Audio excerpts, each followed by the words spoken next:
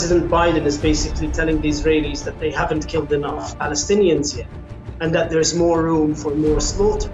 Well, I certainly hope that the United States and every responsible international power will do everything possible to prevent an escalation. We could have a regional war. We could have, heaven forbid, something even broader. If, for any reason, not only Hezbollah but also Iran are drawn into this. I have no notion that the Palestinians are telling the truth about how many people were killed. I'm sure innocents have been killed, and it's the price of waging a war. I have no confidence in the number that the Palestinians are using. I think that that is absolutely despicable. Human Rights Watch and other authorities, including the UN and the United States State Department, have said that they take the numbers issued by the Ministry of Health in Gaza as generally accurate. We have the potential for Israel using nuclear weapons. We have the potential for the United States being drawn directly into this conflict. So there are unlimited apocalyptic scenarios. I hope and pray that none of them will come about. And I think that an Israeli ground incursion would be one of the things that might trigger such scenarios, which I'm sure is why the Biden administration is presumably trying to tell the Israelis to think very carefully about that. The other reason that they might be telling them that is they have absolutely no idea what they're going to do after a ground incursion. Who is going to run Gaza? What is going to be done with 2.3 million people who are left destitute by this savage bombardment that's killed 7,300 people so far? And if it were the Palestinian Authority asked to get involved, I interviewed the Prime Minister the other day. He said we will not ride into Gaza on the back of an Israeli tank. Let's just, before we get to what might happen next, the death toll out of Gaza is hard to wrap your head around. You see the videos of flattened buildings, overwhelmed hospitals, rows of body bags. The US president, though, casting doubt on the figures, the statistics. I hate to use that term because we are talking about human beings here, of course, provided by the Hamas-controlled Palestinian Health Authority. What do you make of this comment coming up? Stand by. I have no notion that the Palestinians are telling the truth about how many people are killed. I'm sure innocents have been killed, and it's the price of waging a war. I have no confidence in the number that the Palestinians are using. What do you make of that? Well, I think that that is absolutely despicable. Human Rights Watch and other authorities, including the UN and the United States State Department, have said that they take the numbers issued by the Ministry of Health in Gaza as generally accurate. The ministry issued a list yesterday of name, age, ID number of 7,000 people who had been killed up to the day before yesterday. I think that if the president had a shred of decency, he would get on television and apologize for his remarks. It is, of course, in keeping with the line of this administration, which is more Israeli than the Israelis. It sometimes seems like the president is reading from an Israeli teleprompter in his remarks, and I find that remark in particular despicable. President Biden is basically telling the Israelis that they haven't killed enough Palestinians yet, and that there's more room for more slaughter.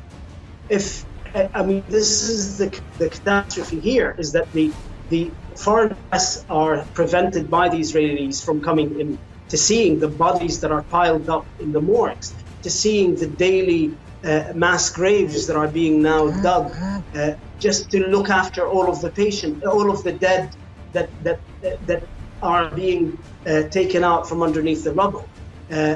When I drove over a week ago from northern Gaza to Shifa Hospital to escort a patient, every time you drove past a building that had been attacked and demolished, the stench of dead and decaying bodies, you can smell it in the ambulance as you drove by. It's estimated around 1,500 are still under the rubble, in addition to the around 6,000 who are killed. 17,000. What President Biden has just described. I've just finished operating on a 13-year-old boy. He's the same age as my youngest child. And he has full thickness burns in his face, both upper and lower limbs. His mother is also very severely burned in over 50% of her body. Trying to explain that not enough of that child, there are more of Anas, the boy, there needs to be more of him. injured and suffering for this war to be stopped. I'm trying to figure out what is the quota for Palestinian blood that the American administration wants for it to force the Israelis into a ceasefire. تؤكد على أنه الجمعية العامة هي البيت الأوسع والبيت الذي يدافع عن الحق والعدل والإنسانية في نفس الوقت، لأنه المشروع العربي في جوهره منذ البداية، ونحن نقول نريد وقف العدوان، وقف إطلاق النار فوراً، نريد إدخال المساعدات الإنسانية بكميات كافية فوراً، ونريد وقف الترحيل القسري فوراً. ومشروع القرار الذي نجح يحتوي على هذه العناصر ويصبح أكثر أهمية وفاعلية، لأن اليوم بدأ العدوان البري على أهلنا، فالجمعية العامة قالت وقف العدوان فوراً، لا بدء العدوان البري على أهلنا حيث سيسقط المزيد من الضحايا. وفي هذا الإطار فإننا نقول الدنيا فيها خير والشعب الفلسطيني ليس يتيم.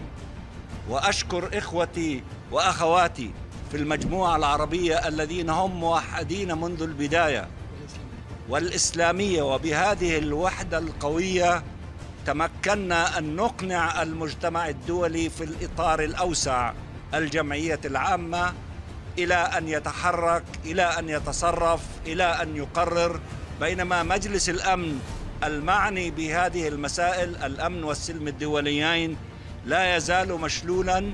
ونحيي كذلك الأمين العام للأمم المتحدة لأنه كان ولا يزال يتحرك، ونحييه دوما على وقفته الشجاعة على بوابة رفح، مناديا الإسرائيليين بوقف العدوان وبوقف